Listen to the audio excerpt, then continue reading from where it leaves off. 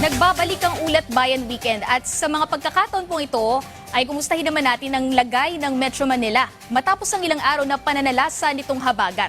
Makakausap po natin sa linya ng telepono si MMDA General Manager Nicolas Torre III. Magandang gabi po, GM Torre. Si Sheila Natividad po ito at si Ryan Lesigas ng PTV.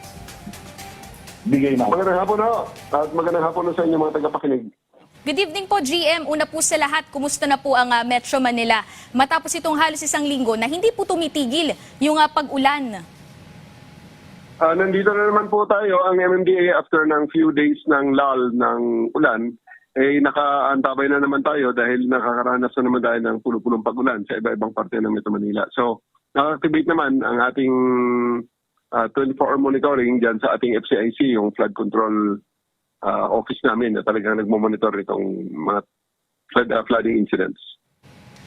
GM, kumpara po noon, may nabago na ba sa Metro Manila kung ang pag-uusapan ay yung pagbaha?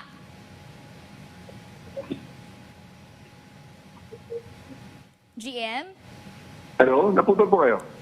GM, ulitin ko po yung tanong, kumusta na po ang lagay ng Metro Manila? Kasi di ba, kung pag-uusapan ay baha, sa ilang mga kalsada ng Metro Manila, talaga naman pong makikita natin ito. Kumusta na po? May nabago po ba? Depende po sa kung sinong kausap. Pero pag kinausap natin yung neutral observers at yung ibang mga mayors, kasi ang sukatan ng baha, yung pagbaha kasi, yung flooding na performance ng ating flood control, ang sukatan kasi niyan is tatlo.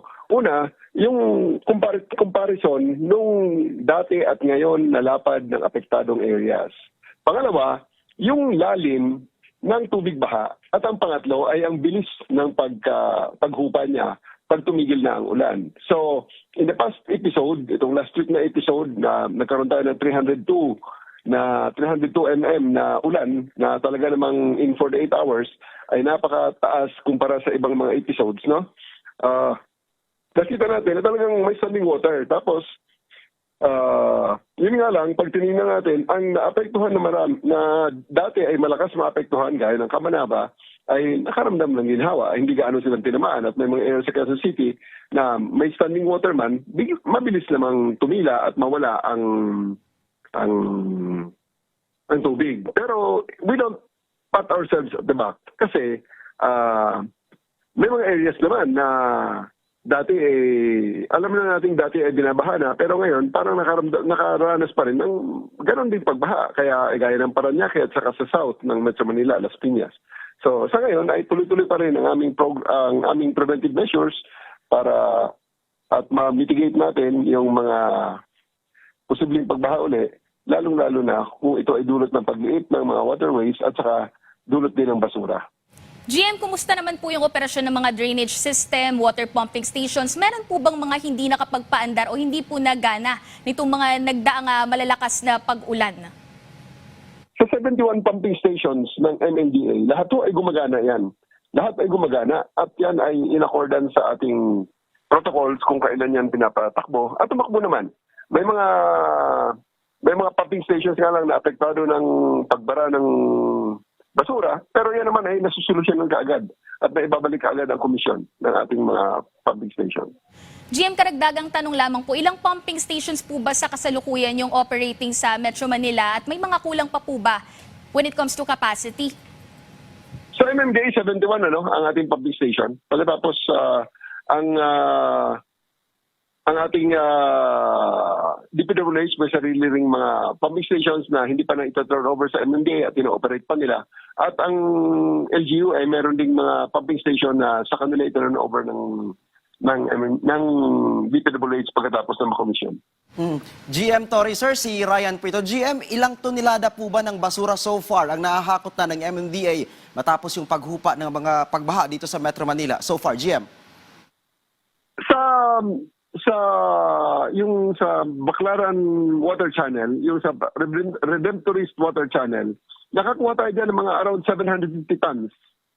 Mga equivalent to 100 plus trucks, 103, mga ganon na trucks ng basura ang nahango natin dyan. Naniniwala ako dun sa sinabi mo, GM, na yung problema sa baha ay hindi lamang problema ng gobyerno, kundi problema din ng publiko, dapat tayo ay maging responsable. Ano po yung panawagan natin sa publiko with regards doon sa pagtatapon, proper disposal ng basura, GM? Gusto nating i-emphasize, ang problema sa pagbaha ay maraming dahilan. May mga pagbaha na talagang dahil sa napakalakas na ulan at overcapacity sa design ng drainage system. Meron ding pagbaha na dulot ng pagbara ng basura. May mga bahari na cause ng pagliit na mismo ng mga drainage system.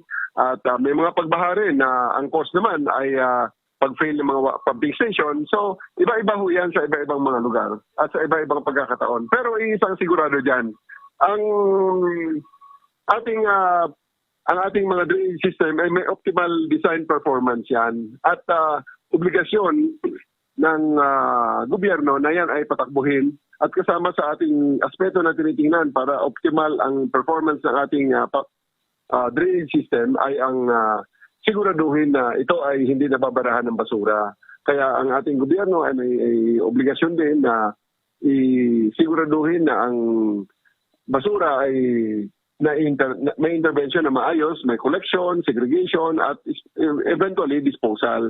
Pero yung ating community rin ay meron ding obligasyon na wag nang dumagdag sa stress. So wag dumagdag sa stress doon sa system na ginagawa ng gobyerno sa pamamagitan ng pakikisama at pagsunod sa batas. Huwag magtapon ng basura sa kung saan-saan.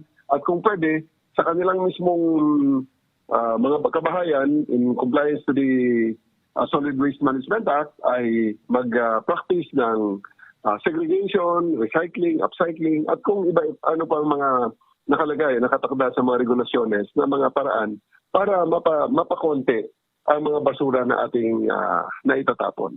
GM, sa mga flood control project, meron po bang kailangan i-upgrade o dagdagan at sakaling magpatuloy itong mga pag-ulan-ulan? Ano po yung magiging preparasyon ng MMDA para hindi na maulit o lumala po yung usapin pagdating sa pagbaha? Tuloy-tuloy naman ho ang review natin sa ating system, sa ating flood control system, together with the DPWH. Tuloy-tuloy po yan, nire-review yan, tinitingnan kung ang design capacity ba ay tama pa rin hanggang sa ngayon o kailangan na mag-upgrade. So, yan ay joint na trabaho ng MMDA at DPWH at ng iba pang mga sangay ng gobyerno na mayroong mga interest at may mga mandato regarding that matter. We'll update you from time to time kung ano man ang mga gagawin natin. Pero suffice it to say, ang gobyerno ay laging nakatingin at naghahanap ng mga choke point ng kung saan ang mga bottlenecks para masolusyonan agad, para mabawasan ang epekto nitong mga pagbabaha na ito. Alright, maraming salamat po sa oras, MMDA General Manager Nicolas Torre III. Maraming salamat din po.